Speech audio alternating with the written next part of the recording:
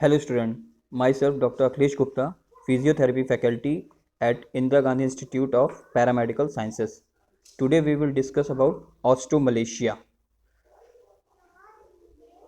which comes under disease of medical and surgical condition. So let's start with the topic osteomalacia. What is osteomalacia? तो osteomalacia के बारे में जानने से पहले सबसे पहले ऑस्टियोमलेशिया है क्या? ऑस्टियोमलेशिया आपकी बोन की दिक्कत का नाम है. ऑस्टियो मीन्स बोन और Malaysia means metabolism of vitamin की गड़बड़ी की वजह से. इसमें क्या होता है, विटामिन डी की कमी की वजह से. अब वो विटामिन डी किसी भी वजह से गड़बड़ हो सकता है हमारे शरीर में, तो उन सब दिक्कतों की वजह से बोन की डेंसिटी में जो कमी आती है उसको हम बोलते हैं ऑस्टियोमलेशिया. ठीक है, तो आइए इसकी डेफिनेशन जानते हैं. Osteomalacia which means softening of bone, यानी कि बोन, अब बोन क्या है, हार्ड कनेक्टिव टिश्यू है, यानी कि ठोस होता है बोन. ठीक है, तो ठोस होता है तो इसके ठोसपन में कमी आ जाती है, यानी कि वो सॉफ्ट हो जाता है. ठीक है, अंदर से खोखला हो जाता है.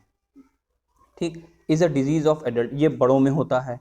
And is similar to rickets, तो जैसे रिकेट्स है तो उसी तरह से ऑस्टियोमलेशिया भी होता है. बस अंतर इतना है कि रिकेट्स बच्चों में होता है, वो भी बोन की ही सेम दिक्कत है जिसमें बोन की डेंसिटी जो है वो कम हो जाती है, और ऑस्टियोमलेशिया में भी बोन की डेंसिटी कम हो जाती है. बोन का जो हार्डपन है, जो अंदर से मतलब कसापन होता है, या ये कह लीजिए कि अंदर से जो वो भारी होती है, ठीक, वो उसमें कमी आ जाती है. जो ठोस होता है उसमें कमी आ जाती है.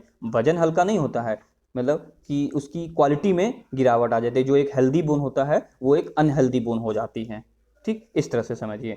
ठीक, it is primarily due to deficiency of vitamin D. तो अगर हम इसके मुख्य कारण की बात करें तो सबसे मुख्य कारण इसका जो होता है वो होता है विटामिन डी की कमी, जो कि हम पहले बात कर रहे थे कि विटामिन डी की कमी की वजह से, इसीलिए इसको नाम दिया गया है ऑस्टियोमलेशिया. तो नेक्स्ट है पैथोफिजियोलॉजी. तो अब ये होता क्यों है, शरीर में ऐसा क्या होता है, मतलब ये तो जान लिया कि विटामिन डी की कमी की वजह से होता है, लेकिन क्या होता है, मतलब एक्चुअली में कमी क्या आती है बोन में, ये हम जानेंगे. It occur due to failure to replace the turnover of calcium and phosphorus in the organic matrix of bone. यानी कहने का मतलब है कि जैसे कि आप लोगों ने पढ़ा होगा बोन फॉर्मेशन में, तो उसमें बोन का टर्नओवर होता है. ऑस्टियोब्लास्ट होते हैं ना, एक खराब बोन को हटाता है, एक अच्छी बोन को बनाता है. एक सेल, दोनों ऑस्टियोब्लास्ट क्या है, ये बोन के सेल्स हैं. तो एक सेल जो होता है वो बोन को बनाता है, और एक सेल जो होता है वो खराब बोन को हटाता जाता है. तो इसी का जो टर्नओवर होता है, यानी कि इसी का जो लेन देन होता है वो गड़बड़ हो जाता है. ठीक, यानी कि कह सकते हैं कि हो सकता है शायद ज़्यादा डी जनरेट कर रहा हो, जल्दी जल्दी ख़त्म हो रहा हो लेकिन बन ना रहा हो जल्दी जल्दी. ठीक ठीक, या हो सकता है ज़्यादा बन रहा हो लेकिन जल्दी जल्दी हट ना रहा हो. तो इसकी वजह से भी आपका विटामिन डी की कमी हो सकती है. ठीक, hence the bone content is team. और इससे क्या होता है, जो बोन का कंटेंट है, जो कि हम बात कर रहे थे कि बोन हार्ड से सॉफ्ट हो जाती है, तो बोन का जो कंटेंट है, यानी बोन की जो क्वालिटी है, ठीक, वो कम हो जाती है. डीमिनरलाइज हो, यानी उसके अंदर जो मिनरल्स पाए जाते हैं वो खत्म हो जाते हैं. And the bone substance is replace by soft osteoid tissue. और जो बोन है, जो उसकी खुद की जो क्षमता होती है वो खत्म हो जाती है, और वो उसकी जगह ऑस्टियोइड जो टिश्यू होते हैं वो जगह ले लेते हैं, जो बोन की तरह लगते हैं लेकिन वो बोन होते नहीं हैं. उन किसकी जगह, जो रियल बोन टिश्यू जो होते हैं, जो बोन बनाने में, उनकी जगह ले लेता है ऑस्टियोइड टिश्यू. अब हम नेक्स्ट बात करेंगे कारण क्या है. विटामिन डी थ्री तो है, लेकिन विटामिन डी थ्री किस तरीके से है और क्या क्या कारण है. सिर्फ विटामिन डी थ्री नहीं, और क्या क्या कारण है.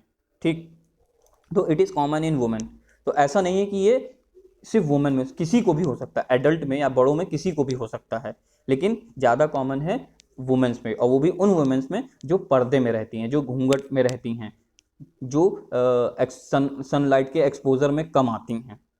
ठीक है, नेक्स्ट कॉज क्या है, नेक्स्ट कॉज है dietary deficiency of vitamin D. यानी कि हम डाइट में ही विटामिन डी कम ले रहे हों, किसी भी वजह से हमारी डाइट में विटामिन डी है ही नहीं, उसकी वजह से भी हो सकता है.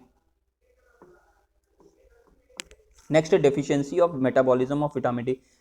विटामिन डी का मेटाबॉलिज्म सही से नहीं हो रहा है, शरीर के अंदर जो विटामिन डी बन रहा है वो सही से नहीं बन रहा है, या बन रहा है तो सही से यूज़ नहीं हो रहा है।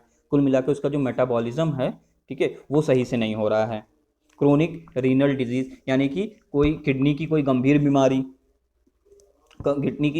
बीमारी, उसकी वजह से भी विटामिन डी हमारा कम हो सकता है, या विटामिन डी की कमी हो सकती है और उससे ऑस्टोमलेशिया जैसी दिक्कत हो सकती है, ठीक, या बोन की जो डेंसिटी है वो कम हो सकती है।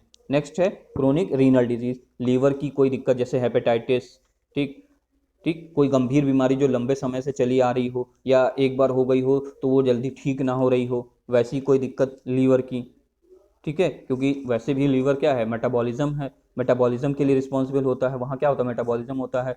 तो यहाँ भी हो सकता है कि विटामिन डी का मेटाबॉलिज्म ना हो पा रहा हो लीवर की दिक्कत की वजह से, तो इस तरह से भी हमारी बोन डीमिनरलाइज्ड हो सकती है। नेक्स्ट है under nutrition during pregnancy, pregnancy के दौरान कहा जाता है कि अच्छा खाइए, पौष्टिक आहार लीजिए, तो उस समय हो सकता है कि विटामिन डी जैस की जिसमें होता है ज़्यादा वो वाली चीज़ें ना खाई जा रही हों, उसकी वजह से भी हो सकता है। माल एब्जॉर्प्शन सिंड्रोम यानी कि विटामिन डी आ रहा है लेकिन हमारे शरीर में एब्जॉर्ब नहीं हो रहा है, जैसे हम कहते हैं ना खाना नहीं लग रहा है, खाना खा तो रहा है लेकिन खाना लग नहीं रहा है, उसी तरह से विटामिन डी आ रहा है शरीर में लेकिन वो हमारे शरीर में लग नहीं रहा है, एब्जॉर्ब नहीं हो रहा है, वो वेस्ट चला हमारे शरीर से, वेस्ट चला जा रहा है, वेस्ट प्रोडक्ट में चला जा रहा है, तो माल एब्जॉर्प्शन, एब्जॉर्ब नहीं हो रहा है। Post partial gastrectomy, post partial gastrectomy का मतलब है, गैस्ट्रेक्टमी का मतलब है स्टमक का ऑपरेशन या स्टमक का कट, स्टमक में कट लगना, स्टमक को रिमूव करना, छोटे स्टमक के छोटे से पार्ट को रिमूव करना, ठीक है। तो कोई भी दिक्कत जिसकी वजह से स्टमक में कोई प्रॉब्लम हो गई हो उसकी वजह से गैस्ट्रेक्टमी एक सर्जिकल प्रोसीजर है जिसमें हम स्टमक में इंसिजन लगाते हैं, ठीक है। उस प्रोसीजर में भी हो सकता है, उसके बाद भी हो सकता है कि पहले पेट आपका अच्छे से काम कर रहा हो लेकिन उसमें इंसिजन लग गया, कट लग गया या कुछ कट करके रिमूव कर दिया गया हो, तो उस तरह से जैसे पहले काम कर रहा था स्टमक आपका, क्योंकि डाइजेशन में स्टमक बहुत बड़ा इंपॉर्टेंट रोल प्ले करता है, किसी भी चीज़ का डाइजेशन हो, जो भी हम खाते हैं उसमें स्टमक बहुत बड़ा रोल प्ले करता है, ठीक है। तो हो सकता है कि स्टमक पहले की तरह काम ना कर रहा हो, इसकी वजह से भी हो सकता है आपका कि विटामिन डी सही से एब्जॉर्ब ना हो रहा हो, शरीर में कुछ कमी आ गई हो, पहले की तरह इफेक्टिवली काम ना कर रहा हो स्टमक आपका, तो ये सारे कारण होते हैं, ठीक। आज के लिए इतना ही। नेक्स्ट क्लास में हम जानेंगे जितनी भी इटियोलॉजी हैं इनके बारे में हम डीपली जानेंगे कि कैसे एक सिंपल पर्दा करना या सनलाइट के एक्सपोजर में ना जाना किस तरह से अफेक्ट कर सकता है हमारे शरीर में विटामिन डी को, ठीक है। क्रोनिक डिजीज़ कौन कौन सी क्रोनिक डिजीज़ हैं, रीनल डिजीज़ या लीवर डिजीज़ कौन कौन सी हैं और किस तरह से अफेक्ट करती हैं, क्या रोल है किडनी का या लीवर का हमारे शरीर में, जिसकी वजह से जब लीवर और किडनी में दिक्कत आती है तो हमारे शरीर में विटामिन डी की कमी हो जाती है, ठीक है। जैसे कि हमने गैस्ट्रेक्टमी, तो क्या कमी आती है, जो हमने बात की ना, कुछ बदलाव आता होगा कुछ फंक्शन में, तो क्या फंक्शन में कमी आती है ये हम नेक्स्ट क्लास में जानेंगे। Okay, thank you class.